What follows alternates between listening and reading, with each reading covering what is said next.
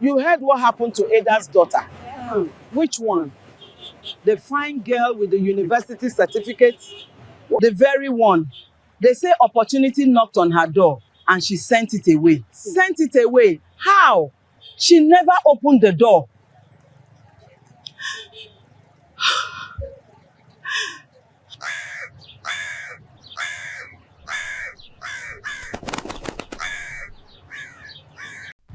This is the story of Zara, and this story is true enough to make your heart ache. Zara was 26 years old, the only daughter of a seamstress named Ada and a retired school teacher named Mr. James. They lived in a modest flat in Surulere, Lagos, a neighborhood full of noise, ambition, and the smell of suya smoke drifting through iron-barred windows every evening. Zara was not a lazy girl. Let that be clear from the beginning. She had graduated from the University of Lagos with a second-class upper degree in business administration. She could speak 3 languages, cook jollof rice that made neighbors knock on the door uninvited, and she had a laugh so warm it could melt the hardest heart. But Zara had one weakness. She believed she had time. "I'm young," she would tell her mother whenever Ada pushed her to apply for jobs. "I have time, Mama. Good things come when you are ready." Her mother would shake her head and go back to her sewing machine, feeding colorful Ankara fabric through the needle, saying no more. One Thursday afternoon in October, an envelope arrived. It was plain white, thin, unassuming. Zara's younger brother, Kofi, brought it inside, slapping it on the dining table beside her plate of fried plantain. "Kofi, letter for you, from some company. Looks boring." Zara picked it up slowly, wiping her fingers on a napkin. She turned it over. Delta Star International, Lagos Regional Office. Her eyes blinked, then blinked again. Delta Star International was not just any company. It was the most powerful private investment firm in West Africa. People waited years to even get their application acknowledged. Fresh graduates dreamed of working there the way children dream of Christmas. The salary was rumored to be the kind that could change a family's story, not just in 1 generation, but 3. Zara's hands trembled as she tore the envelope open. Inside was a single card. "Dear Miss Zara James, you have been shortlisted for the position of Junior Strategy Analyst. Please report to our Lagos office on Friday, 15th October at 8 a.m. sharp. This is a time-sensitive opportunity. Lateness or absence will be treated as withdrawal of application." Zara sat down. Her heart was doing something strange in her chest, something between joy and terror. Ada, from the kitchen doorway, drying her hands, said, "What is it? Your face looks like you've seen a ghost." Zara looked up slowly. "Zara, Mama, I got an interview. Delta Star International." Ada dropped the cloth she was holding. The room went very quiet. That evening, the small flat was full of life. Ada pressed Zara's best dress, a deep green wrap dress with gold buttons, the kind that made Zara look like she had already won.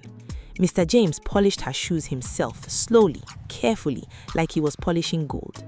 Mr. James, kneeling, brushing the shoes, said, "You know, Zara, when opportunity comes dressed in plain clothes, it is testing you. It wants to see if you will recognize it without the fanfare."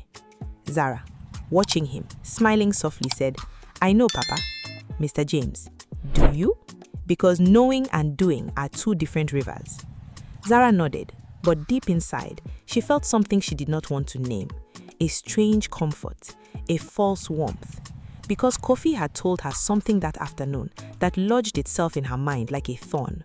Kofi, earlier, casually said, "My friend Emeka said he knows someone who interviewed at Delta Star last year. He said they never called back. 6 months waiting. Some of those big companies just collect your details, you know? Use you like data." Zara had laughed it off at the time. But that night, as she lay in bed at 11 p.m., staring at the ceiling fan turning slowly above her, Kofi's words breathed over her like cold air. What if it was a waste of time? What if she went all the way there and they just collected her CV? What if she embarrassed herself? She reached for her phone. A message from her friend BC glowed on the screen. "BC, girl, there's a big party at Tunde's house tomorrow night. Pre-celebration for his promotion. Everyone will be there. Come now, you deserve a break. Zara stared at her message in the darkness. She set her alarm for 6 a.m. Then she went to sleep. The alarm rang at 6 a.m. Zara heard it. She reached out, pressed snooze without opening her eyes, and pulled the blanket tighter. The party had ended at 2:30 a.m. She had only been home for 3 hours. Her feet ached. Her head was heavy as river stone. Just 5 more minutes, she thought. But we all know what 5 more minutes means when the body is exhausted and the mind is weak.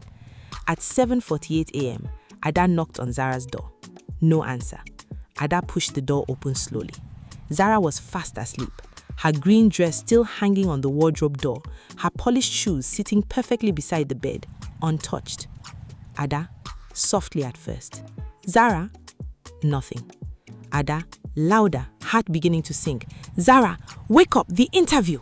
Zara's eyes flew open. She looked at the ceiling, then at her mother's face, then at the clock on the wall. 7:48. The air in the room became a different kind of air. Zara, sitting up fast, voice breaking. No, no, no! She grabbed her phone. 14 missed alarms. 3 missed calls from a Lagos number she did not recognize. A Lagos number she would never recognize again. Ada, standing in the doorway, very still, voice very quiet. Zara, already knowing, hand over mouth. Mama, I'm sorry. Ada, turning away slowly. Don't say sorry to me. She walked back to her sewing machine, and she did not say another word about it that day, or the next, or the one after. Some silences are louder than any shouting. 3 weeks passed. Zara called Delta Star. She wrote emails. She explained. She apologized. The HR officer, a woman with a calm, professional voice, said only this. HR officer, I'm sorry, Miss Zara. The position has been filled. We do wish you well. The line clicked off. Zara sat with her phone in her hand for a long time. Then 2 days later, she found out something that made the ground beneath her feel like it had opened up. Her cousin, Lola, who had also applied to Delta Star months ago and been forgotten, received a call. Lola had been on the wait list. Because Zara did not show up, they moved down the shortlist. Lola was the next name. Lola got the job. Lola, who had a 3rd-class degree. Lola, who once borrowed Zara's textbooks because she struggled in school. Lola, who was now wearing a Delta Star ID card around her neck and posting pictures from a glass-walled office on the 3rd floor, Lagos Island. Zara heard this from her aunt over Sunday rice and stew, said casually between bites, with a look that was not cruel, but was somehow worse than cruelty. Auntie Grace, our Lola is doing well, oh. God is faithful. She nearly didn't get it, you know. Someone dropped out last minute. Their loss became her gain. Isn't God good? Auntie Grace, looking at Zara with soft eyes, said, You should keep applying, dear. Your own time will come. Zara smiled. She excused herself. She went to the bathroom, and she cried the kind of crying that does not make noise, the kind that folds itself quietly inside your chest and stays there. Now, here is where our story becomes something deeper than just a girl and a missed interview. Because in the weeks that followed, Zara fell into a heaviness she could not shake. She stopped applying for jobs. She stopped waking up early. She watched her friends move forward and felt herself standing still, like a tree that had stopped growing. One dusty evening, she was walking back from a nearby shop when she passed an old man sitting on a wooden stool near the bus stop. He was selling nothing. He was doing nothing. He was simply sitting, watching the world move. He was dressed in a simple agbada, the color of dry earth, with a small red cap on his head. His eyes were the color of deep river water, old and knowing. As Zara walked past, he spoke without looking up. Old man, the river does not go back to apologize to the rock it passed. Zara stopped walking. She turned around slowly. Zara, sorry, were you talking to me? Old man, still looking forward. Who else is carrying yesterday's regret on their back at this hour? Zara blinked. She looked around. The road was busy. People were rushing. No one else had stopped. No one else seemed to hear him. She walked toward him slowly. I don't understand what you mean. Old man, finally looking at her, his eyes calm and deep. Opportunity is not a friend who waits outside your door. It is a wind, it blows, it passes, and when it is gone, you cannot call it back by shouting its name. Zara, quietly, I made a mistake. Old man, yes, but a mistake is not a grave unless you choose to lie down in it. He reached into the folds of his agbada and pulled out something small, a seed, a single dry brown seed small enough to sit in the center of your palm. He held it out to her. Old man, do you know what this is? Zara, a seed. Old man, no. This is every morning you have not yet wasted, every interview you have not yet attended, every door you have not yet knocked on. A seed looks like nothing, but everything you admire once looked like this. Zara took the seed. It was warm in her hand, warmer than it should have been. She looked down at it. When she looked up again, the old man was gone. The wooden store was still there, but the man was simply gone. A woman selling groundnut nearby had not seen him leave. The bus driver at the stop had not seen him go. It was as if the road had swallowed him whole. Zara stood there for a long time, the seed in her palm, the evening air moving gently through the traffic fumes, and the sound of Lagos doing what Lagos always does, moving, always moving forward.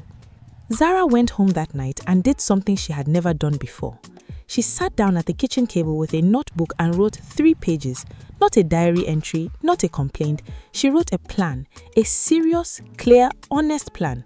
She found out which companies were hiring. She updated her CV. She wrote cover letters, 7 of them that same night, with careful hands and a heart that was no longer hiding from the future. She applied. She woke up early every day, even when she did not feel like it.